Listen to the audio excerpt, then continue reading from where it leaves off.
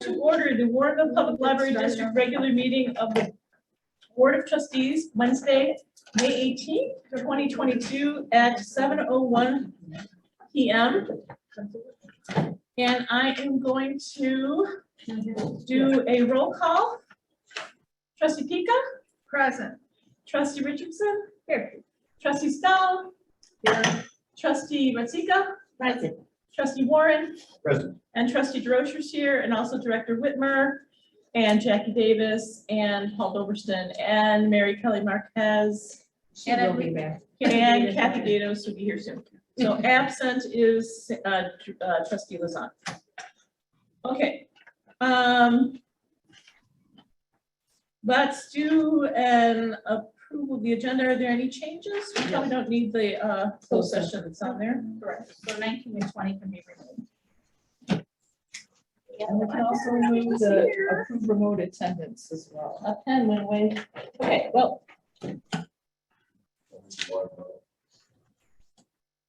Thank you. All right, so we're going to remove items 20, 19, and 19. And then also the approved remote attendance can be removed as well. Right. All right, can I have a motion, please? I move that we approve the agenda as amended. All right, motion was made by Trustee Stahl and seconded by Trustee Ritzika. Trustee Warren. Aye. Trustee Ritzika. Aye. Trustee Stahl. Aye. Trustee Richardson. Aye. Trustee Pita. Aye. And Trustee DeRocher votes aye. Motion carries. Does anyone need to do a roll call? Yeah. Okay. All right, we have presentation. Yeah. So, welcome, oh people of the waves of the internet, the mighty internet. So joining us this evening, we have Trevor Smith and Mike McHugh. They're both from Gallagher Insurance, and they Trevor is really our direct contact for the library risk pool. So he is going to share some information with all of you about the group. Right. We cannot hear you, Trevor. Unmute yourself, Trevor. There we go. Good, Trevor.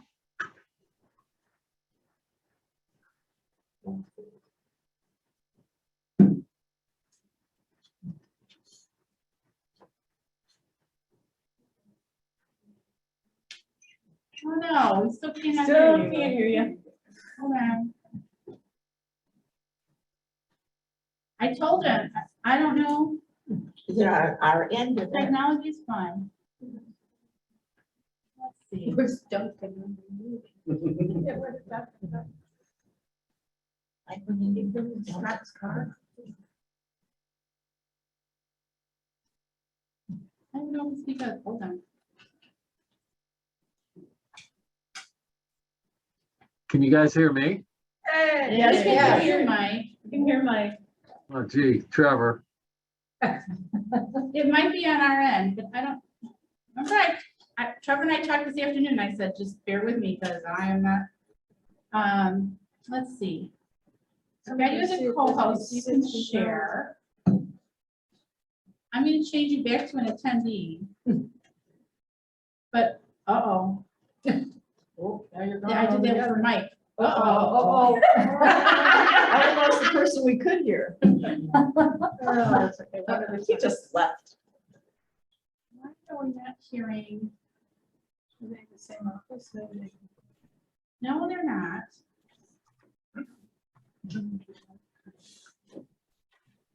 How do we sound now? Okay, Oh, we can hear Now we can you. hear Trevor. Well, we can hear Trevor, right? was that you, Trevor? But we've Yes, got- it is. Oh my gosh. Okay, I thought I was through the phone. I see Mike, never mind. Allow to talk. Allow him to talk. All right. Sorry about that. I thought I had it through the phone on my AirPods and it didn't end up working. So I moved, hold on, I've got to make Mike, we've lost half the group. Can you hear me, Trevor? yeah, I can hear you. I can hear you just fine. Good. We're bringing you back in, Mike. I don't know, I hit the wrong button. Oh, geez. Always something. How far No. back? Just jump in here. Here we are. Still don't see my mic. Mike's on the call. All right, okay. All right. Yay. All good. Okay. Awesome. So sorry about that. It's great to meet all you over the phone and virtually. Thank you so much for having us to the board and to Sandy. It's been great getting to know you, and I appreciate all of your interest in the program. We're really excited to present this overview today for all of you. My name's Trevor Smith. I am a part of the brokerage and administrative team for LIRA. And with me here, I have Michael McHugh, who is our team lead and pool resource. He's been involved in the pool program side of insurance for a long time. So he definitely has the knowledge, and happy to have him here with me today. But today I really just wanted to give a 30,000-foot view of what LIRA is all about and answer any of your questions that you have throughout the presentation. Pretty short and sweet, not going to be a long time and waste much of your time today, but really just want to get down to the big pain points as to what LIRA is all about and why a bunch of your peers have wanted to join the program over the past few years. So I thought, to first kick it off, I've got a stat sheet here as to what LIRA has in terms of some numbers, but Mike, I thought I'd kick it over to you. You were a part of the start of the program, and I thought you could maybe just give an idea as to why the program started and where we are today. Sure. Thanks, Trevor. We started the program because there were about 22 libraries, I think about 10 years ago. Hopefully you guys can hear me. Good. There were 22 libraries that were single entities. We handled 22 libraries, 22 separate proposals, 22 separate expiration dates all over the board. And, we're very good at putting people together in puzzles. We do municipalities, school districts, archdioceses, all kinds of things, park districts. And we said, why can't we put the libraries together and form cooperative purchasing? And so we sat down as a group and we said, let's go out to all the libraries and take the 22 of our clients and sit down with them in a room and said, we want you guys to do what we do with our schools, our municipalities, and our park districts, and form a cooperative purchasing group. And they all looked at each other and said, really? You want to try that with us? And we did it. And we started it on December 31st. And then it's now grown to 59 members, and it's been very, very successful. And it's just not only insurance. We do all kinds of things for this group, and we've got some very cool stories to tell you. Trevor's going to tell you a story about something that we saved a library from some potential $200,000 to maybe $500,000 worth of water damage with a little hockey puck, and it's amazing.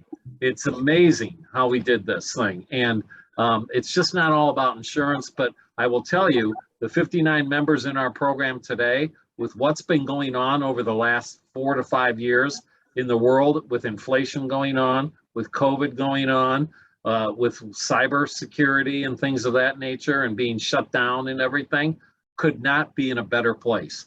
These people have been really have just relish the fact that they're in a cooperative purchasing arrangement because they've been able to share resources, knowledge, and things that we've been able to bring to them that they would not have been able to have if they were out by themselves. And that's the beauty of being in a cooperative purchasing arrangement. Trevor, you want to go on, and I'll interject with some of the other things that we have, some of the other beautiful things that we have in our group. Absolutely. Like Mike said, this is definitely more than your traditional insurance program, right? This is a risk management program. There's multiple arms as to what LIRA provides its members, not just insurance, but claims administration, loss control, and a bunch of others, including legal advice. So going on membership growth just over the years, since COVID, insurance wasn't on everybody's top of the list as to what they wanted to, change over the time. So this is going to be, you will be the first member since the beginning of COVID if you end up going to join the program as to being a new member. So definitely took a flat period ever since COVID started, but we're happy to see that lots of interest has been sparked up again, and let's dive in. So, here's an overview of what the membership looks like throughout the state of Illinois. Here, some of your neighboring members that are part of the program is Lisle, Downers Grove, St. Charles, and Wooddale. Just wanted to put this in here. Downers Grove has an executive board member on the board. So if you're any interest, if you want to reach out, please feel free. Julie's awesome, and they all have thought great things and been a part of the program for a long time. So why LIRA? Like we were just saying, there's a lot to it, and we find that these points right here is really what seals the deal and what makes LIRA different from your traditional insurance. It's broader coverage.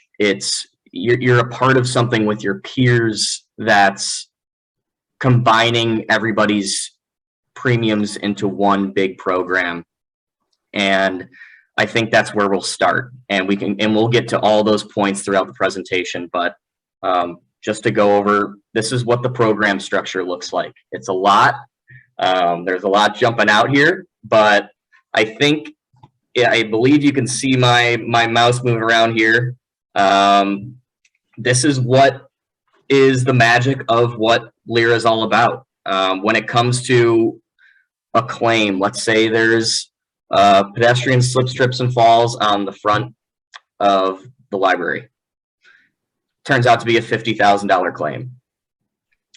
Now, traditionally, these are the claims that continuously build up and continuously make the insurance companies worrisome due to these frequency-driven claims, right?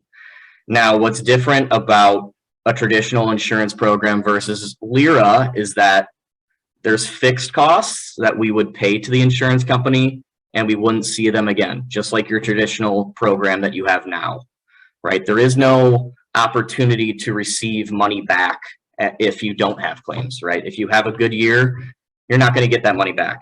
Now, that's something that's different about LIRA is that there's the fixed and there's also the variable, where there's two areas of where your premium is going to go.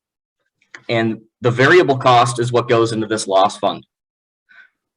And every member contributes proportionately into that loss fund. For bigger libraries contribute more, smaller libraries contribute less, but everybody contributes into this loss fund to be able to pay for the first level of claims in this green layer.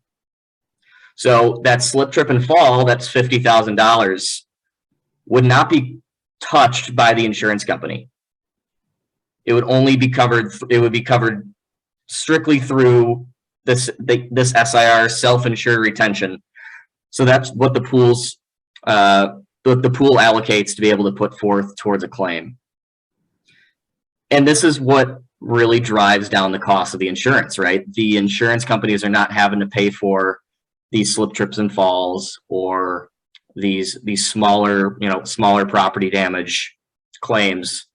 They're paying for the catastrophic claims, and they're there for you when you need them the most. As you can see on our property tower, that's what we call it in the insurance world, for the multiple stacked areas of insurance. We have, if there was a property damage claim, the most that you would be paying for that claim out of pocket would be this yellow box here, $1,000. The pool would pick up the additional $400,000 before it goes into the first level of insurance from our primary carrier, and then it goes into our excess carrier, Travelers. And as you can see, a huge limit per occurrence for any property claim that could go on, as well as a large flood limit of $10 million no flood deductible included with that, just same $1,000 deductible. So if you had a frozen pipe in the middle of the night and it was $10,000, what would happen is you would pay the first $1,000 and then the pool would pick up the next $9,000 out of that green box. $9,000 would come out of the Lyra bank account. That's $658,000. And then we were done. That's it. If you had a $40,000 frozen pipe claim, $40,000, $39,000 would come out of that green box. And, you know, so the pool is responsible for the first $400,000 of any claim. And then it gets into the carrier, Brit Insurance Company, picks up the next $600,000. So we basically have the first $1 million of property coverage is handled by that. And then Travelers comes into play and picks up the next $300 million worth of coverage. And so that's how we handle our program. And you can see our loss fund is set by the carrier, by Brit, and that's set at $658,000. And the reason they set it that is their actuaries set that. We average about $225,000 a year in claims. So the actuaries never expect us to ever exhaust that green box. But if we do, we have $2 million of money above that to protect us. And we've never exhausted this green box. But if we do, we have sleep insurance above that, $2 million to provide protection for the cooperative. And that's the nice thing. And as Trevor mentioned, if we don't use all that money in that box, we give it back in the form of surplus. Yeah. And in the history of this cooperative, we've given back close to $300,000 in dividends to our membership throughout the cooperative, which is a really nice deal. And we've used some of those dividends to purchase some things. Why don't you talk to them about, or show them, Trevor, the ice dam, and also the other thing. Why don't you Definitely show them? Let's get to it here. So on top of that, we also have first dollar coverages that will also be a part of the program, just not a part of the loss fund. But I do want to jump to the loss control parts here. We not just do insurance, but we also have a vendor that works on our loss control team that takes care of the loss control initiative for the program. So they've provided since 2016 bunch of webinars, bunch of white papers for the program that are library specific needs. We find that this is a big reason on why lots of members join the program, is that it's not municipal based, risk management, right? Or it's not just public needed information. This is library specific content that our loss control team really specializes in it and helps out our members with. So, some of these, for example, when the driver awareness training, the van and snow plow, or an active shooter training, school's out for summer. These are risk management 101. I find is to be actually, this is something that we're revolving back to now as a refresher. But library specific content, white papers, these are things that are fileable. You can actually have them on in paper that we were able to send through via email. Just great tips and tricks to have on file related to the libraries and examples that are library related. But like Mike was saying, we've taken some of that money in the surplus, some of the money that we saved throughout the year that we didn't use up in that loss fund, and we're able to put it towards some of these awesome solutions that we've been able to come up with. A couple of years back, I think it was 2019, Michael and our other counterpart Marcus had come up with the idea of this ice alert sign on the left here. So that pinnacle at the bottom actually changes colors to blue when the icy conditions are there. So this was able to be put out in front of the library, close to the crosswalks, and got a bunch of great feedback from it.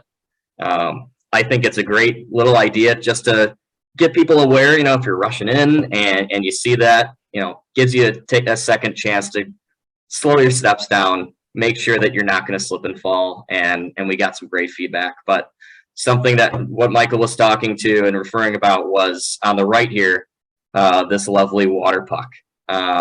Shaped just like a hockey puck. It's got the grips on the side, just like a hockey puck. But we thought, after having a claim a few years ago for water damage, we wanted to think of an idea through the funds of the program to invest and think of an idea of how can we mitigate these water damage types of claims. And we thought, let's invest in some water sensors. So we partnered with a company called Bonnet. They're out of Salt Lake City, and they are completely all about sensors, whether it's refrigeration sensors or water sensors or heat sensors. Yeah, anything. HVAC, all that stuff. And we thought, let's start out with some water sensors. So each member was given one sensor. It's all hooked up through the Wi-Fi via an Ethernet port with the gateway device that's a part of the kit.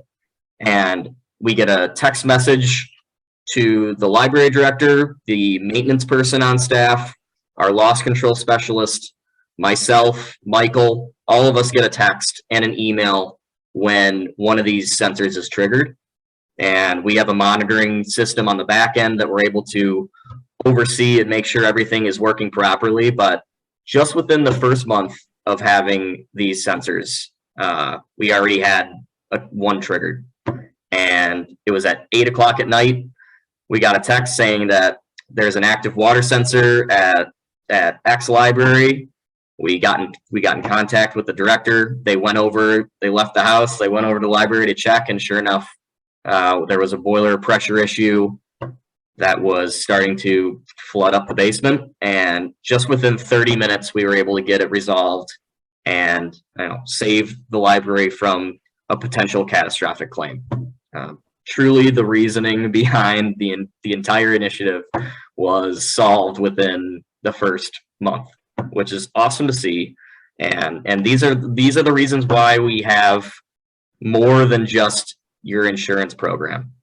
We want the libraries in this program to be confident that they have controls in place, that they have a brokerage and an administrative staff behind them that is there to mitigate these claims from happening and from getting out of hand.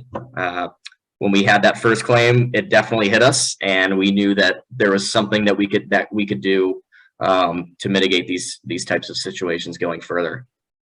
Anything to add, Mike? No, because what we're trying to do is prevent your library from being closed, because you want people to come in and use your facility. Everybody's very proud of their facilities, and you have very nice facilities. That's what we found when visiting all these libraries. And you should be. Many of them are the pillars of communities, and people use them. And they're not good, if you've got water damage and they're under repair.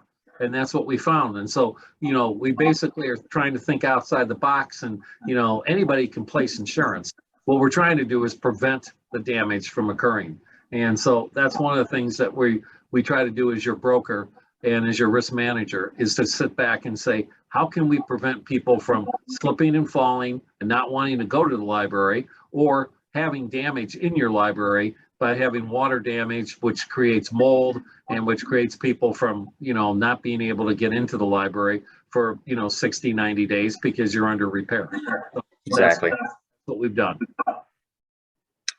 And with that, there comes lots more of enhancements to a traditional program, right? Our loss control team comes out annually to your facility, gives a thorough review, walkthrough, gives you what they like, what they don't like, what can be worked on, and go on from there, right? We have an assigned loss control advocate to your disposal.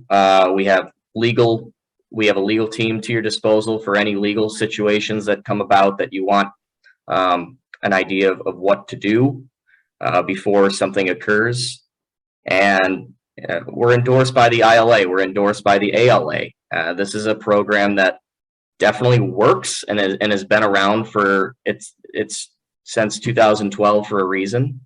So, you know, with that, pretty sweet, pretty short. We wasn't too, you know, we didn't want to go too long and take too much of your time, but we really think we wanted to hit on the big parts of the program and answer any of your questions. So with that, we talked with Sandy. We actually got a quote in a couple days ago. We're really happy with the results.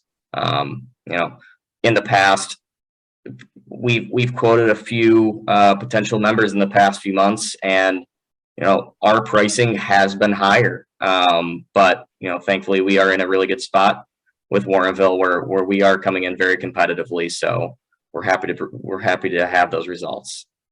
But is there any questions? We're happy to answer. Thank you so much for the presentation, Trevor and Mike. Thank you so much. Absolutely. Anybody questions? It was very interesting, insurance. Wow. All right. Thank you so much. Thanks, Trevor. I will be in touch with you. Awesome. Thank you so much, everybody. Thank you, guys. Have a nice evening. Bye. Bye. Wow. So the quote that we got was listed in this sheet, right? It is generally, yes. What we need to add. Very for general, insurance. yeah. Okay. Everybody add that? So in the past, as our insurance company, I guess, I feel like it has been passive. And Yes. now this is a very active. Yes, Insurance. the main difference, and I think he really hit on it there, is that we would be moving from an insurance coverage to a risk management company.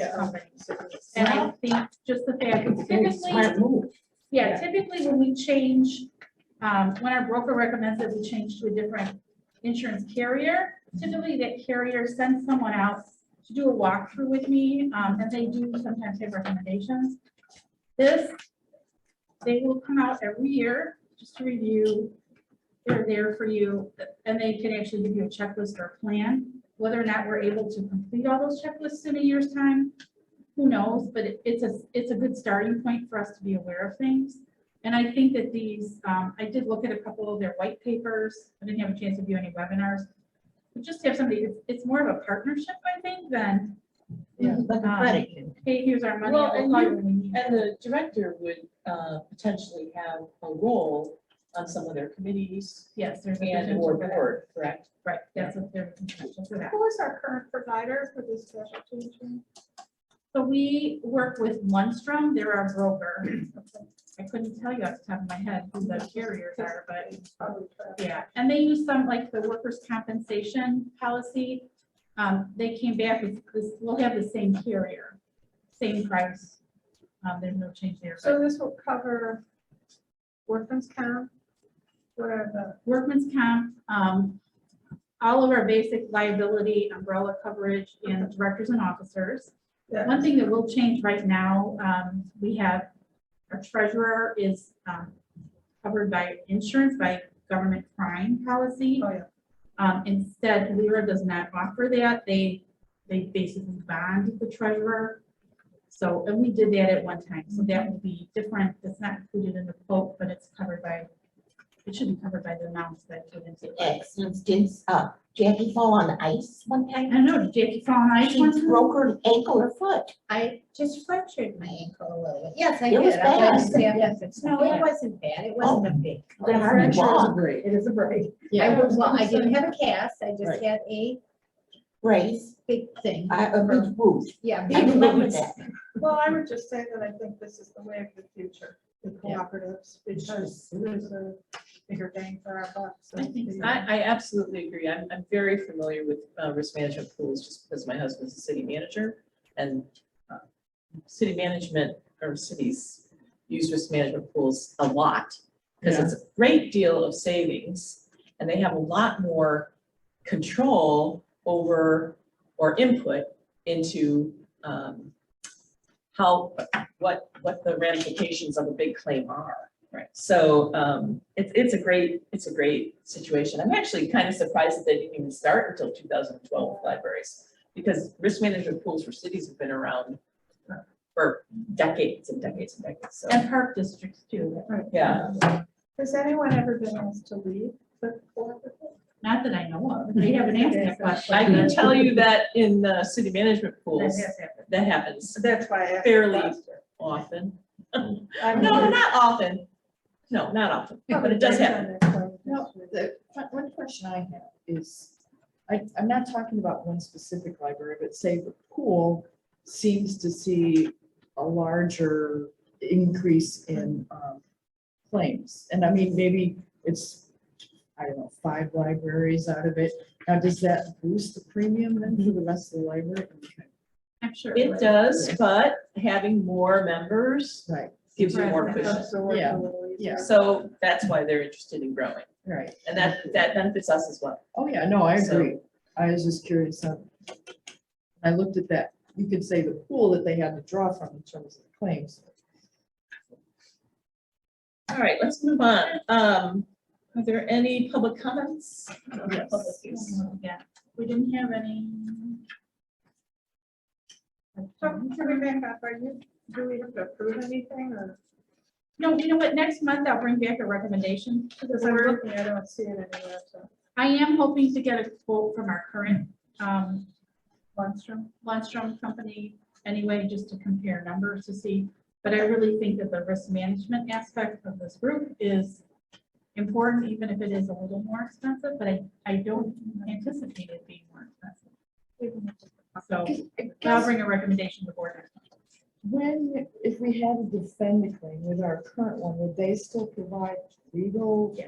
Okay, so that doesn't change. I was just curious if that, like Roger would use that part or versus having them do it. Typically like it in Yeah.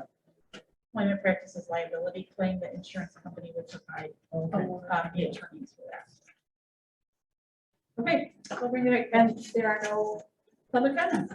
Okay, and moving on to correspondence on page 4 of your packet were 2 lovely emails that we received. Thank you for forwarding those as you got them from Sandy. It's always a pleasure to hear good things or happy accolades from people. Well, not the second one, I don't think is a happy accolade. Yeah, it's kind of sad. Oh, yeah, sorry, I was just. Who's a psychologist didn't believe in any form of technology yet for the children because of the brain development. Not too well, it's not. Well, if there's some validity to that, but Is there a way to just put them higher than a 3-year-old can reach? yeah. And I forwarded it to Paul, so hopefully they're discussing that option. I don't know how often somebody asked, Heather asked earlier today, how often they're used, and I didn't have any, really didn't have any data. Yeah, there's only 2 of them out there, where we used to have 4, so Okay. there's half available now. We have, we've heard this opinion before, but we also have seen them being used a lot by children, not as much as I think before. But typically, it's like before, or after programs, when either stuff is letting you out after story time and you wanna have some time by the discovery room, or waiting for a program to start is when I've noticed usage the most. But I mean, I haven't heard much negative, like, opinion besides this email per se. So it's a first. Excuse me, did you say there's? How many entrances? There's 2 out there. 2? Yeah, we previously had 4 Just want to make sure I understood. pre-COVID. Thank you. Yeah, pre-COVID, there were 4, but we only put 2 back because of social distancing. Too close.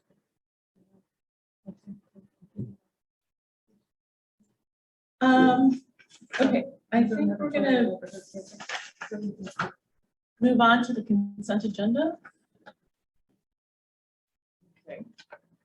So, item number A, approve minutes of the April 20th, 2022 Committee of the Whole meeting. Item B, approve minutes of the April 20th, 2022 regular board meeting. C, approve minutes of the April 20th, 2022 regular board meeting closed session. Item D, receive and file financial report for April. Okay, we have a motion. I move that we accept the consent agenda as read by the secretary. So the motion was made by trustee Pika and seconded by trustee Richardson. We'll do a roll call vote. Trustee Warren. Aye. Trustee Ratika. Aye. Trustee Stoll. Aye. Trustee Richardson. Trustee Pika. Aye. And trustee DeRosa votes aye. Consent agenda is approved. All right, on to the first item on the regular agenda, approving payments. I move that we pay invoices in the amount of $51,939.85. I second. Wait, I'm not done yet. For the period of April 21st, 2022 through May 18th, 2022, including electronic payments and checks number 8785 through 8831 with no voided checks. I second. No voided checks. Go ahead, Heather. Second, I second. All right, the motion I is made by third, too. trustee Pika and seconded by trustee Stoll. We'll do a roll call vote. Trustee Pika. Aye. Trustee Richardson. Aye. Trustee Stoll. Aye. Trustee Ratzika. Aye. Trustee Warren. Aye. And trustee DeRosa votes aye. All right, Cindy, you want to do the next one? Sure, I will. I move that we transfer 150,000 from commercial checking account to operating checking account. Second. All right, the motion was made by trustee Ratzika and seconded by trustee Richardson. And we'll do a roll call vote again. Trustee Warren. Aye. Trustee Ratzika. Aye. Trustee Stoll. Aye. Trustee Richardson. Aye. Trustee Pika. Aye. And trustee DeRosa votes aye. Transfer funds is approved. All right, we have no unfinished business. We're moving to new business on page 28 of your packets. Authorize staff to vote in favor of the requested amendment to the intergovernmental agreement providing for risk management, authorizing membership in the library insurance management and risk control limit. All right, anything to say about that? So moved. Make a motion, thank you. All right. Do I have a second? Second. All right, the motion was made by trustee Warren and seconded by trustee Pika. Can I do a voice vote? You can, and I'll just say, this is just very much a housekeeping item. Okay, all in favor? Aye. Any opposed? Motion carries. All right, moving on to B, authorized libraries authorization IMRF agent to request early retirement incentive cost estimate. I move that we authorize libraries, authorized Illinois Municipal Retirement Fund agent to request an early retirement incentive cost estimate. I second. All right, this is a discussion period before we vote on this. I am just going to say that I've done just a tiny bit of research into this, and I think it's highly likely that we will move in this direction because it has to be offered to everyone. And it's kind of a black hole to be looking into. So I just want to be sure that we actually want them to go through the process of giving us a cost estimate. Anybody have any thoughts? When it's saying that it's offered to everyone, is that then we have to adopt a policy in order to do that? And is that, you could say, based on just numbers of service, or are we doing an age restriction, like if they have to? Well, that would be something that they would need to make a presentation on. I guess my thoughts are, the reason to do this most of the time is when you have a large organization and you're really trying to encourage people at the top levels of salary to move on. And we're not in that position really. What is the cost to do this? There's no cost. There's no cost to it. It's just that person's time. I guess the only thing I would like to hear it, because again, if we're looking at, you could say all sorts of benefits. I mean, we might not need it now, but it might be something somewhere down the road to consider. Okay, And I I mean, think as long as there's no cost to the library Right. and no taxing of hours on Jackie, that we should move forward. That's part of what we're part of the organization for. all right, okay. All right, then, we will take a voice vote. All in favor? Aye. Any opposed?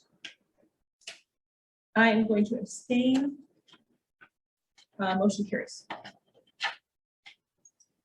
Director's report. On page 54.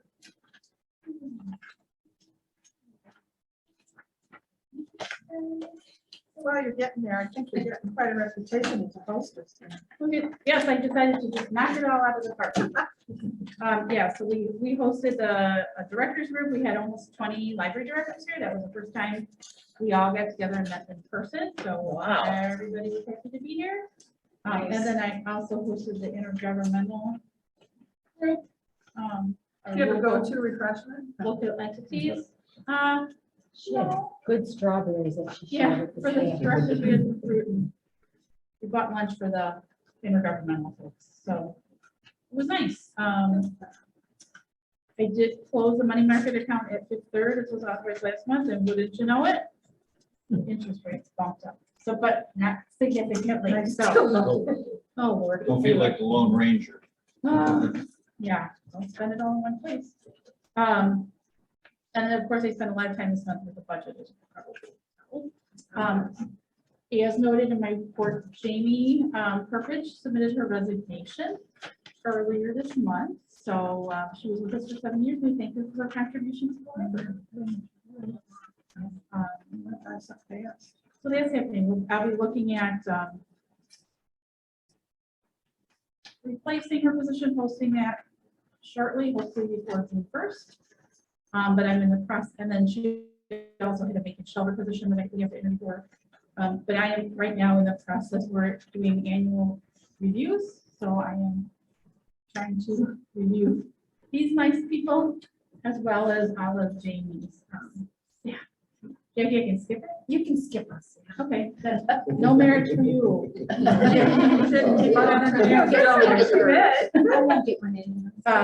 So my hands are a little full with that right now. I did follow up, I know last month Rick said that the Attorney General's training site was down. It had been. Yep, so they confirmed that it's up and running. Jerry completed her training, so it's still, Barbara, Rick, and Cindy need to complete that open meeting. Thank you for that reminder. Yeah. I was just assuming that the site was still down. No. So if you have any questions, you can email these folks. They seem to be more than willing to assist. Okay. But I think that's really about it. Unless somebody has a question on something else. So I was just curious about the College DuPage Library Information Technology Program. What is that about? So there is, where did I mention that? I didn't even know.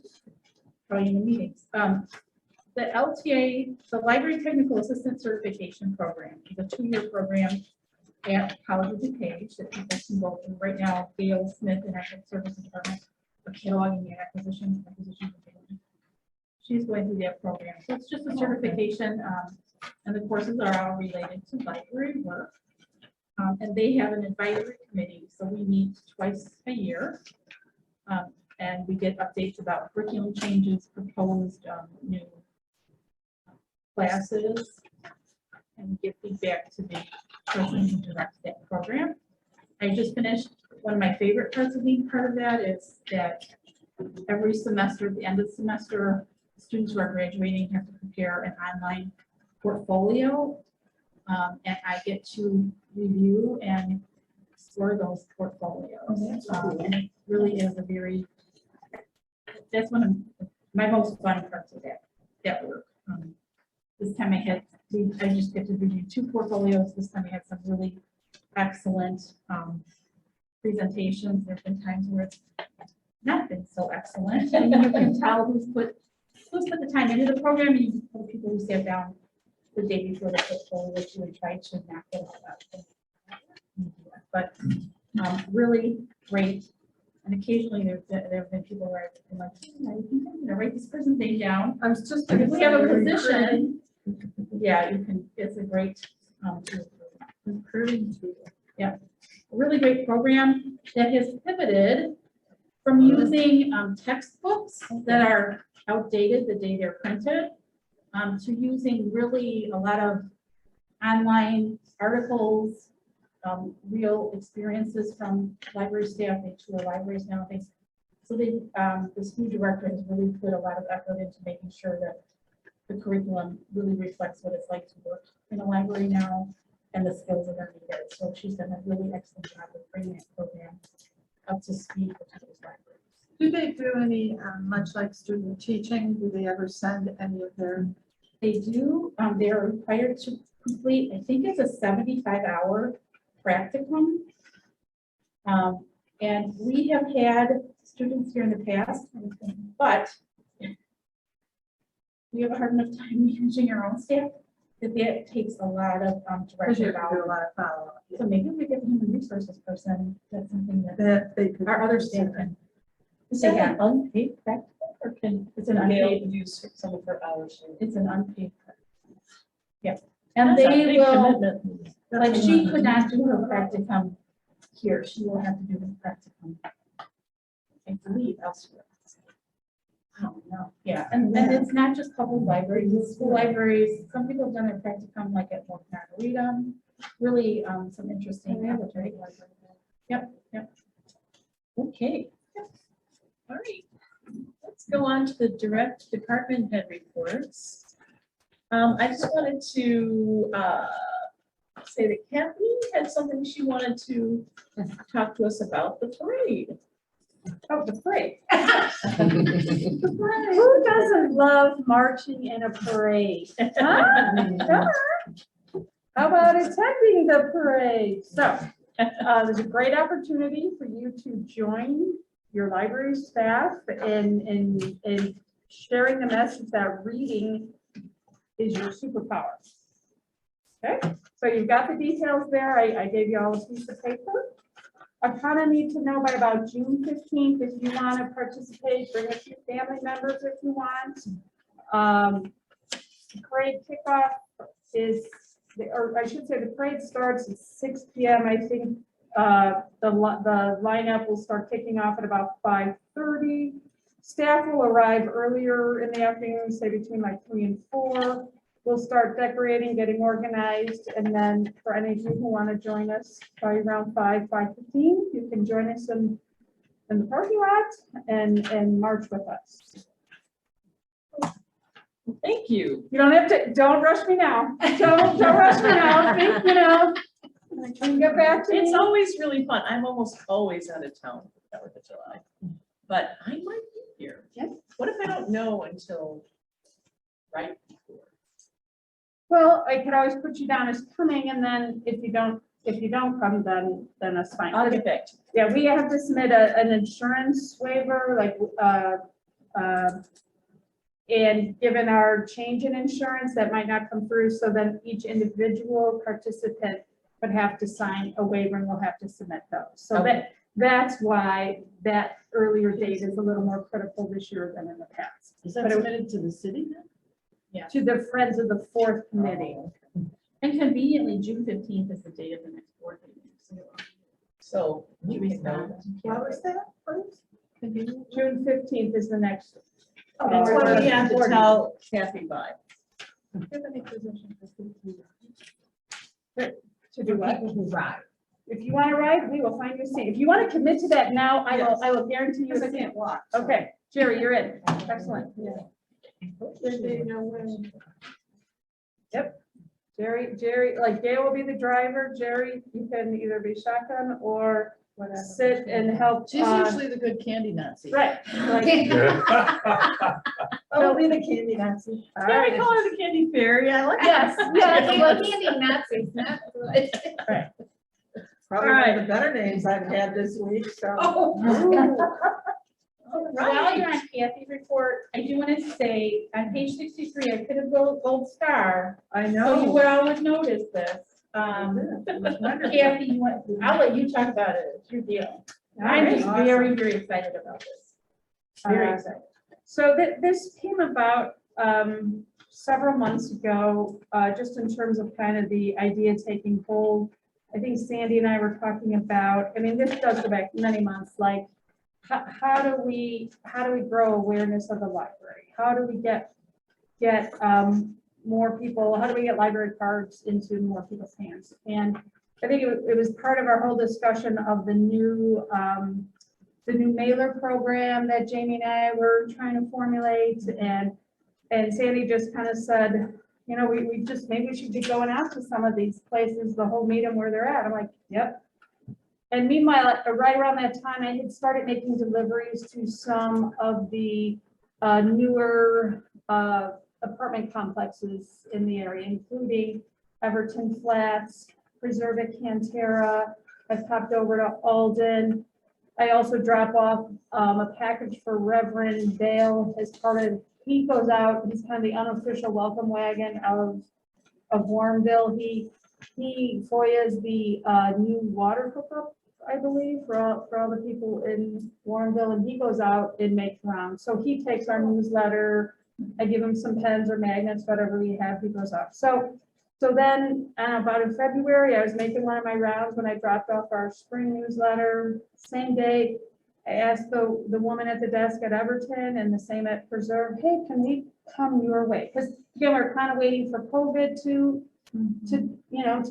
drop off a little bit. I think it had, maybe now it's on the way up, but because we essentially want to invite ourselves into their house. So it's like, you know, like we needed, like, we'll bring the coffee and donuts, okay? You know, we do this on a Saturday morning type of thing. And they were both instantly very agreeable. I set dates with them. I planned with Jamie, like how we would do this. We took a laptop. We were getting the cards in the hands that day, not just taking applications. So, and then in Jamie's absence, Mary Thomas. So we went out to Everton Flats April 9th. And within 2 hours time, we signed up 10 people for library cards. Fantastic. Wow. And if you look at our statistic for the average for the 3 months prior to that, our average monthly card sign up was 45 cards. So we did, you know, about 20% of that in 2 hours. So, you know, for the cost of some donuts and coffee, I prepared a bunch of marketing materials. So it's definitely very fruitful. And then this past Saturday, you'll read about it next month's report, but we went to the Preserve at Cantera. That's the one right off of Winfield Road there. 21 cards. Wow. Oh my God. And Mary Thomas was just, like, I was the hostess and doing my talking points. I was handing out applications. We kind of had an assembly line set up because it's like it was just a steady stream, started coming at about 10:30. At first, I thought we had no one. I'm like, oh, you know, gosh. And then they just kept coming, and so Mary would get them set up with the card. She has a little spiel about the card. Then I was handing out some bags that we have and some other goodies, and just talking about Libby and our concerts and our summer reading challenge coming up. And Are you going to be tracking the future cards you get from, for example, Everton applications? I just wonder whether there'll be a residual work now. You know, did you get your library card? well, I'll tell you what, Mary Thomas commented casually that she believes that since we did that at Everton, that more people, like, because the address is very obvious, that more people came in and signed up. Is that? That's kind of what I'm asking. Yeah, I don't have a hard statistic on that. But I was curious because the neighbor-to-neighbor contact is also a benefit of what you're doing. Yeah, I could make a note for Mary to kind of keep an eye on that. It just was an interesting. You know, what else is interesting is the Preserve at Cantera is a very established residential area. It's been here for a long time. And it's transient. You know, people are coming and going in and out of there all the time. So it would behoove us to go to those more transient places on a rotating basis. Well, she even said, and it was in my mind too, like, people do, they move in and out of those places, and she said, we'd love to have you back in the fall, like. Well, that's soon. She's wanting to put us in our books for the fall, and I'm pretty sure, Everton would probably do the same. They have a little bit different physical layout. Is Everton that big? I mean, the preserve is big, and they've got a lot of residents in there. Own residents. I'm surprised at how much they've started building. You Yeah. can't see all of it. Ah, but okay. You can't, That's fine. it's a lot deeper than you think. Yeah, Everton is a combined, there is a townhouse segment, and then there are the apartments. And I believe I think there are like 250 to 300 apartments there. Oh, I believe. there's Correct. a lot. That's a lot. I Yeah, think the okay. townhomes are pretty well all sold, and now Yes. they're working on the apartment. I believe so. Nice. Yeah. So, But that's the kind of news that's. and there are, I mean, as Sandy mentioned, there are other complexes here, like you were talking about a minute ago. I'll be going out, probably not tomorrow, but maybe early next week with my next round of the summer newsletters. And yes, the residents get them in their mailboxes, but they tell me they use them for prospective people coming in to just talk about what a vibrant community we have. Look, here's a newsletter from the library. type of thing.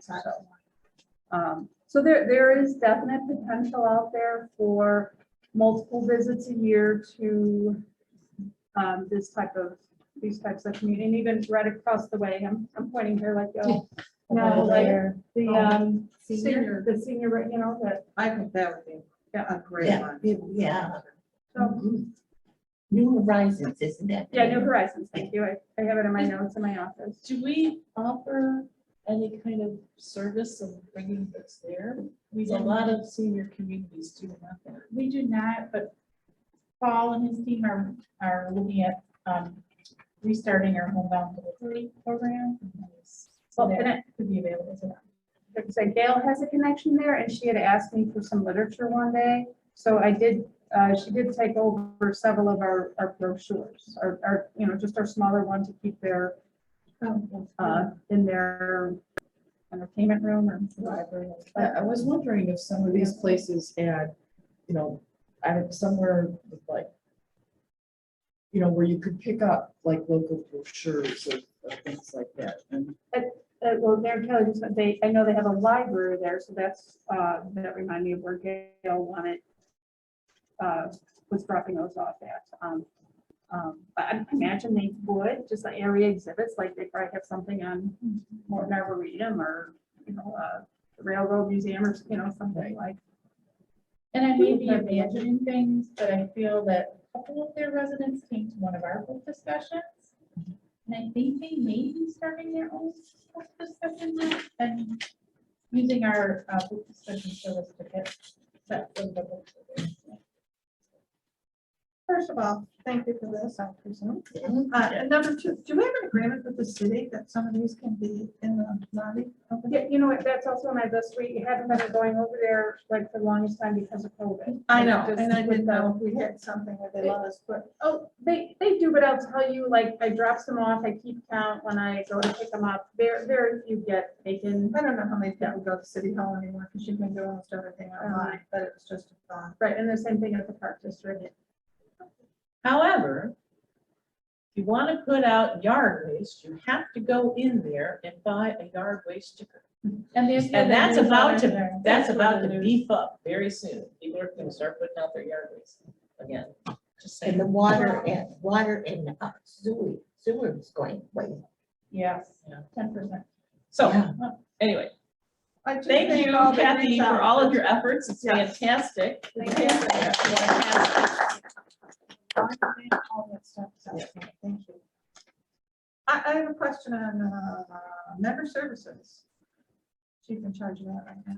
I know you don't necessarily want to continue curbside but is there any plans that possibly in the fall and the winter that would come back? Now everybody's coming out and doing their thing, and I get the deliveries going up. But would it be something we might want to consider again later in the year over the wicked winter months? So my hope was that we would change up our curbside service to make it a true curbside Okay. service where we took items out and delivered them to the person's car because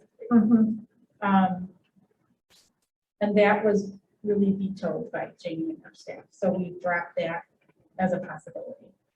I don't see that No, we're not. coming back, but that's where the homebound delivery, if somebody, you know, is less likely to leave their house or doesn't leave their house, then we would be taking materials to their home. And I just saw today, God, Facebook likes to throw lots of ads at me.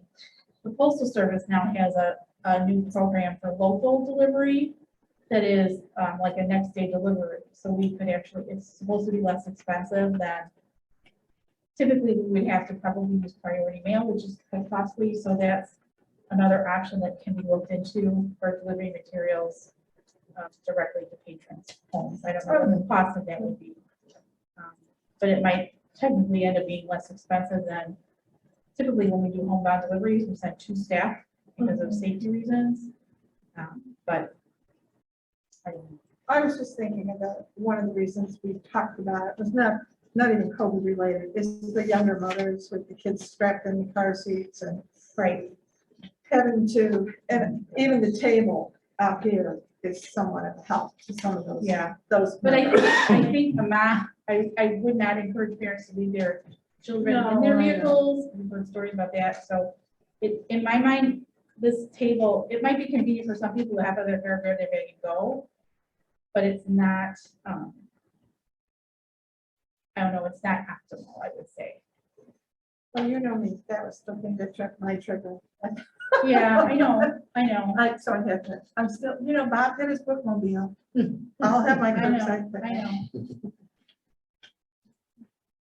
I don't have the, I don't have the bandwidth to push for that right now. I'll just say that. Oh, no, I get that.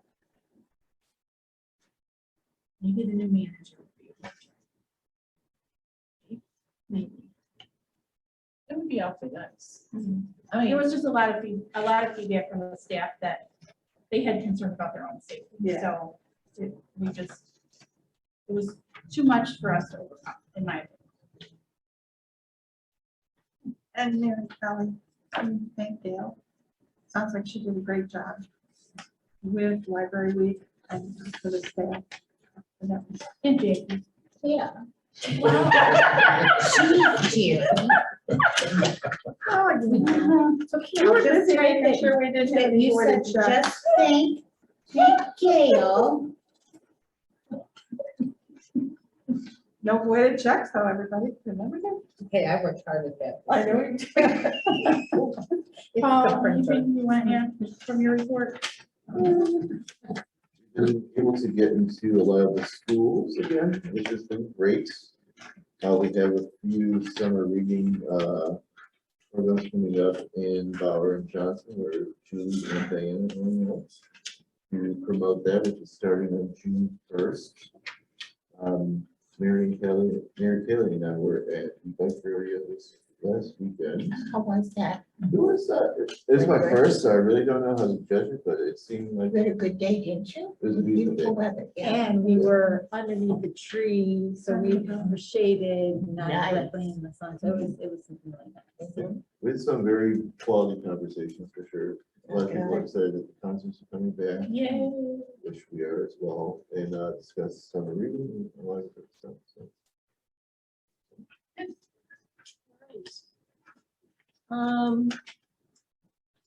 My own report, we have a regular meeting next month at 7.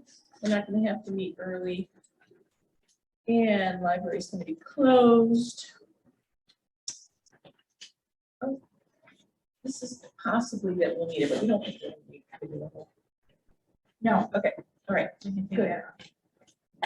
All right. Does the secretary have a report? Treasurer's not here. Treasurer has a report. Yeah. No, everything. Treasurer else has a good. report. On page.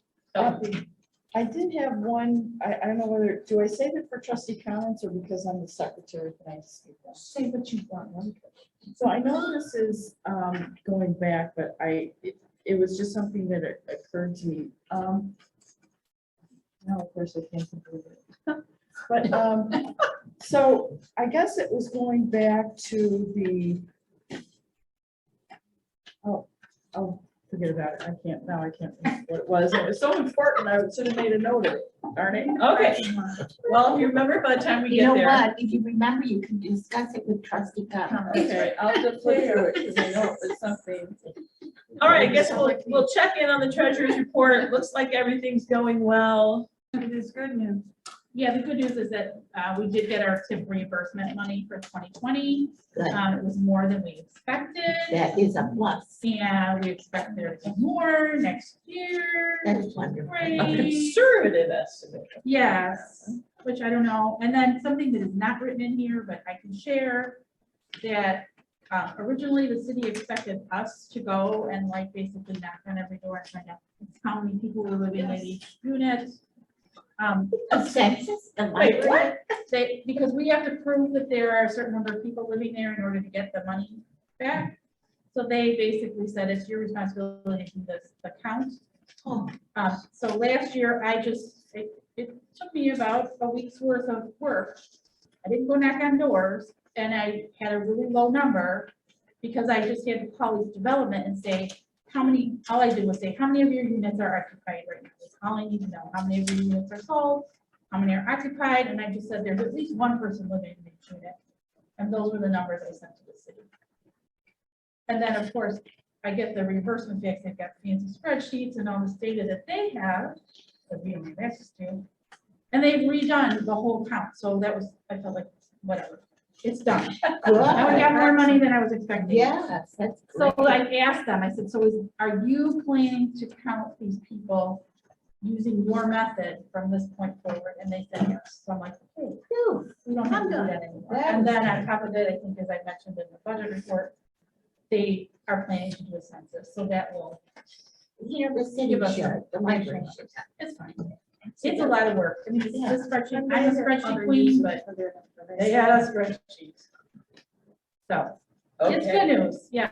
Yes, we have tip reimbursement money. Yay. That's all. All the work for our new door. Yes. All right. Any trustee comments? Okay, well, I did think of one other thing, which is that I Don't attended. forget, I attended the streamlining the budget process this last Saturday. And unfortunately, I had some technical difficulties, so I wasn't able to watch the whole thing, but luckily there's a tape recording that I do plan to go back and review. And because I did take some notes and I did have some takeaways, but I want to wait till I watch the whole thing so I can really put it into context. So I will have a more full report next month. And then, of course, I'm attending the workshop this Saturday as well. So then I will have more information next month. Good, that was good. If you feel like typing up just a few short notes, email them to us and we'll get them in the next month's meeting. Okay, sure, I can do that. and I would just like to say, I really know it's extra time for the management team to be here, and I do realize one of the reasons you're here is because of the budget, but it is really great to see the faces and to hear your report, and to have the opportunity to thank you for all you do. You're here. Our library's awesome Yeah, because of You you keep our all. library running well. Thank you. All right. I will entertain the final motion. I move that we adjourn this meeting of the Warrenville Public Library District for Wednesday, May 18th, 2022. That's the longest adjourned Get it all down, Jay. I second. At 8:10. at 8:10. All in favor of adjournment? Aye. Any opposed? We are adjourned.